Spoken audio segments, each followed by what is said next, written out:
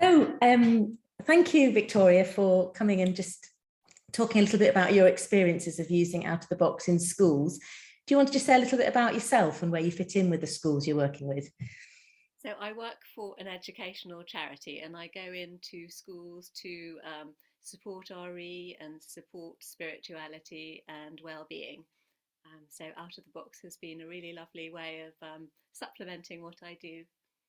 Fantastic, thank you. And you've got a few vignettes of what some of the things that have been happening over the last few, well, even today actually, but in the last few months with Out of the Box.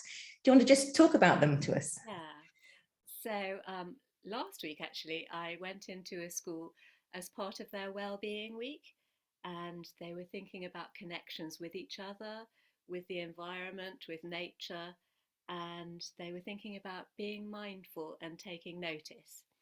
And so I took the Hidden Heart story actually, and I went round each class and we wondered and created, and then they wove it into the curriculum for the rest of the week, sort of unpinning and developing it.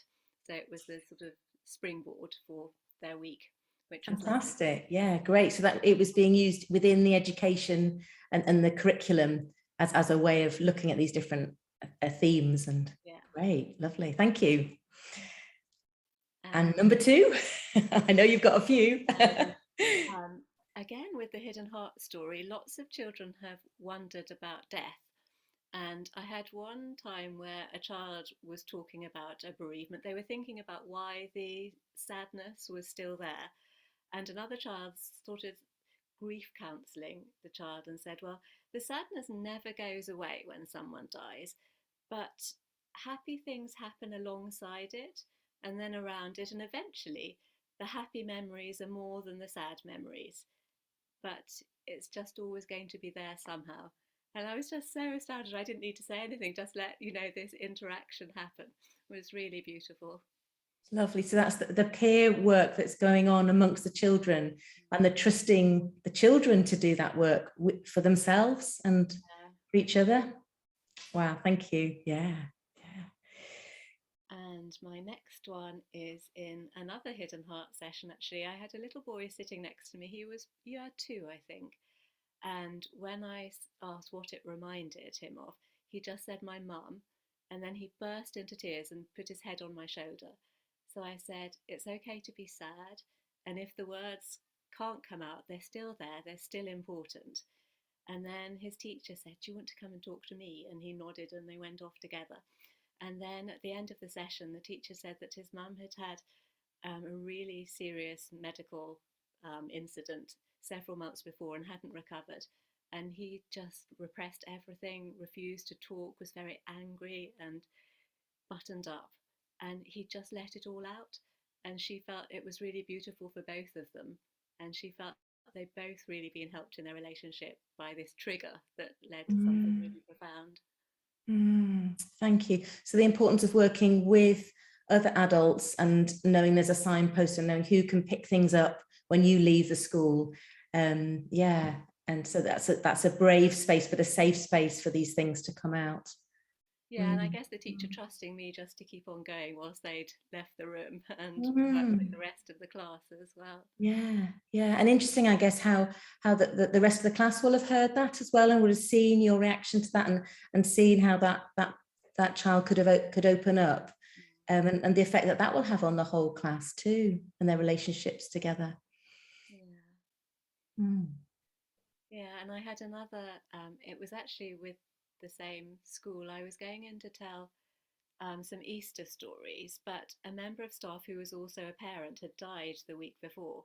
And an educational psychologist had advised that we didn't tell an Easter story because death and resurrection might not be appropriate themes for what the children were working through. So I said, oh, well, with the Hidden Heart story, lots of children have been, talking about death in a really, productive way. Why don't we use this story? So I went in with it. And I think hardly any child even thought about death or mentioned it, which we'd sort of been setting it up for. But in every class, they saw the Easter story in it. They saw the box the heart was hidden in as a tomb, and all the feelings and wonderings and imaginings coming back as the resurrection. And they were all happily wondering about that. So they'd sort of jumped ahead and been where the educational psychologists thought they really shouldn't be or couldn't be yet, but they were there. Wow. And I wonder what it is about the storying approach that maybe allowed the children to go there where a psychologist might have thought they couldn't go there yet. I wonder if there's anything that, not that we necessarily know the answer to this, but I wonder what it is about what you're seeing in out of the box sessions that allows that deep, because all of the things you've said, people have gone really deep into things that have been really difficult. Yeah, I think it's the visual that you make connections with what you see, but also the openness that you can just go off on tangents and everything you say is acknowledged and accepted, and no one tries to tell you something different. So it's holding that space, yeah, where anything is fine to say, because it's about their feelings and you can't argue with feelings. That's, yeah, yeah. Yes, this morning today, a child, when putting themselves into the story, I was putting them into the story for them. They were just telling me because of COVID. And she said, I really want to knock over one of those people. So I knocked it over, and the sort of shock and then the hilarity that, I would actually do what this child had said without judgment, just knock over another figure. So that was really wonderful. So all feelings can be expressed, the anger as well as sadness, as well as joy, as maybe, yeah, enabling people to be the children to be really quite subversive as well in expressing themselves too. Yes, the teachers are often quite wary of this and trying to stop them, and I just merrily go ahead.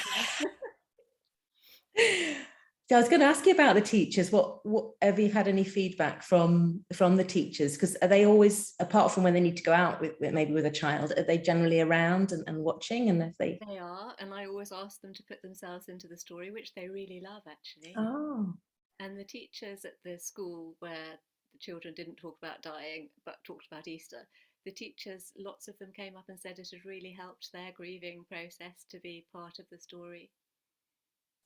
So it's about the community, the class, not just the children, but the teachers or the teacher assistants within that community. So it's well-being for the staff, for the adults, as well as for the children. And just hearing, they often say, these quiet children, they don't usually speak in class, but in storytelling, suddenly in the wandering, they've got a voice that we never hear. Amazing things they're saying. So the teachers are noticing the way the children are different in this story approach. And did the teachers know why that might be? I wonder what's different about that than maybe some other things happens in school. I think it's probably the lack of judgment that really shy children are frightened of giving the wrong answer. But when there isn't a wrong answer, then they feel free to talk. Yeah. Confidence, yeah. And that's one of the things we talk about in Out of the Box is the trusting your inner wisdom. And I guess and when you start doing that, then you start to have confidence and resilience. And yes, I can say what I feel, and I can be part of this community. Yeah. I had another thing this morning that it was with quite a tricky group of year two with, just tricky in that there's a massive range of abilities and quite a few EHCPs and classroom assistants, and it's quite a tricky dynamic. And one particular child is often very disruptive, finds it very hard to sit still. And in this, they listened to the story, but in the wandering, they were backwards and forwards physically towards the story. And, are you going to sit back again? Yes, that's fine. But during the creative response, they made the most amazing, intricate, beautiful model. It was the Pentecost story, and it was a sort of Holy Spirit model that involved a cork mat, some model magic, sparkly bits, feathers, and it was so beautiful. And all the other children flocked round and said, can you help me make something like this? How did you do that? How did you do that? And this little girl came up to me at the end and said, thank you so much, Victoria, because usually they just tell me to shut up.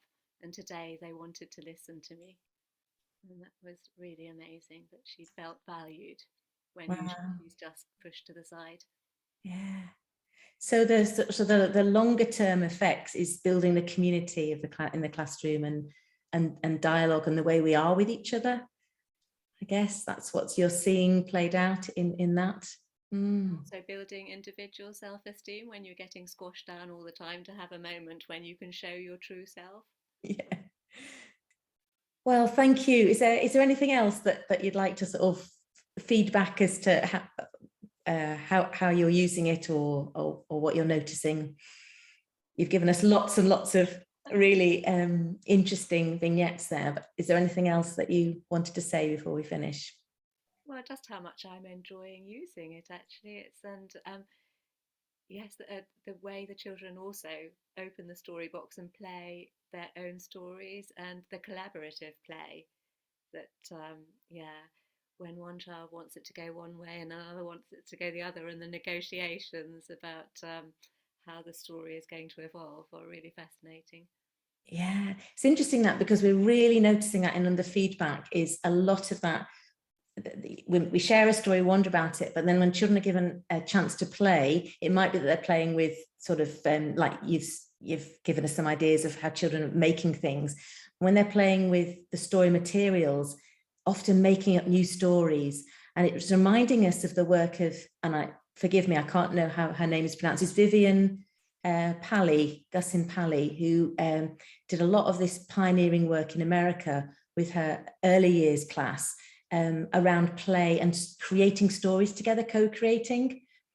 And it's really fascinating to see how children are doing that, and the way communities built, like you were suggesting, you know, one child has one idea, another has another idea. They've got to work on this using the same materials.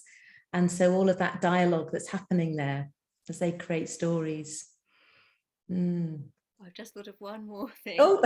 A reception child, I told a story, and then another child said, I liked that story so much, I'd like to have it again.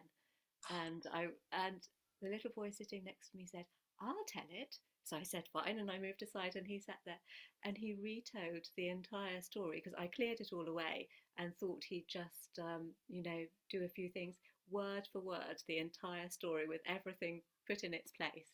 It was really amazing. Oh, that's a lovely place to finish, as the children being the storytellers and doing that with each other. Oh, thank you so much, Victoria. It's just been really, really encouraging and exciting to hear of your work with children. Thank you.